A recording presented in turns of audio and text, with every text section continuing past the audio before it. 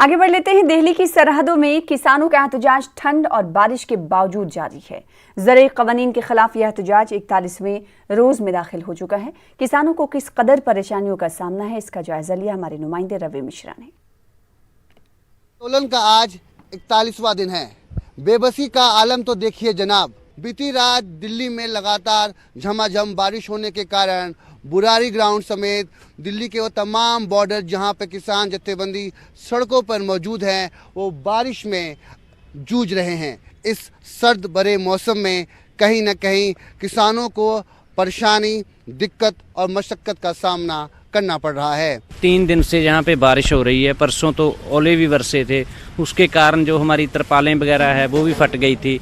कल पूरा दिन बारिश हुई है, रात से बारिश हो रही है। बहुत दिक्कतों का सामना करना पड़ रहा है। आप देख सकते हो कि यहाँ जो हम आदमी ज़्यादा थे, किसान बहुत ज़्यादा हैं, उसकी वजह से हमें नीचे भी यहाँ टेंट लगाने पड़े और उनमें सभी में पानी भर गया। बिस्तर और ओढ़ने के कंबल वगैरह पूरे भीग चुके हैं। दिक्कतें तो बहुत हैं, लेकिन केंद्र सरकार जो कृषि कानून लेके आई है उससे हमारी पुश्तें मर जाएंगी। उसको बचाने के लिए हम यहाँ हौसले के साथ, हालात कैसे भी रहें, मौसम कैसा भी रहे, हम यहाँ डटे हुए हैं, डटे रहेंगे और जब तक सरकार इन कानूनों को रद्द नहीं करती हम यहाँ से हिलेंगे नहीं। संघर्ष जारी है।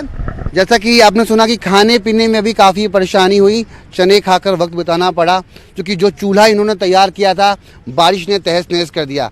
रविंदर जी, एक बात जानना चाहूँगा कि जो लोग यहाँ पर हैं, परेशानियाँ हो रही हैं, अपने जत्थेबंदियों के साथ एकजुट हो जाते तो ये बिस्तर, खाना पीने की परेशानियाँ नहीं होती। देखो, यहाँ जो हम बैठे हैं बुराड़ी ग्राउंड के अंदर, यहाँ हमारे कम से कम 800-900 व्यक्ति हैं इधर, और बढ़ जाते हैं, कभी बार कम हो जाते हैं जैसे भी बारिश का समय है। लेकिन अभी और उधर से चलने वाले हैं कि आज ही का मौसम है बारिश का, उसके बाद तो क्लियर है, कोई बात नहीं है। और हमारे वहाँ से 500 का जत्था और चला हुआ है। जो हम देख रहे हैं कि 6 तारीख का अपना ट्रैक्टर का जो रैली है उसके लिए कि क्या विचार आगे बन रहा है। जो 26 जनवरी का प्रोग्राम है वो दिल्ली के अंदर पूरे घुसेंगे जब तक अगर हमारा ये मसला नहीं हल हुआ। तो अगर जब से पहले कोई सरकार कोई पोल्यूशन निकाल लेती है, कोई सोल्यूशन, तो हम यहाँ से चले जाएंगे। अगर नहीं तो यहाँ बैठे हैं, कोई बात नहीं।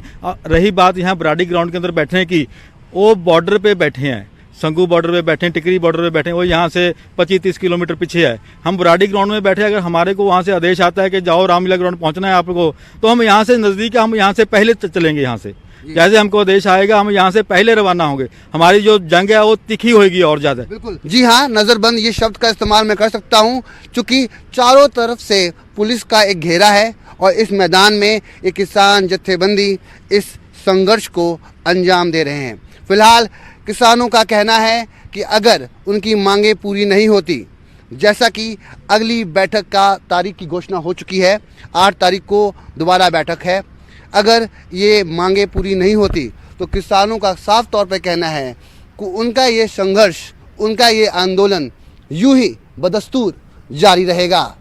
कैमरा पर्सन नागेंद्र के साथ मैं रवि मिश्रा, न्यूज़ 18 दिल्ली।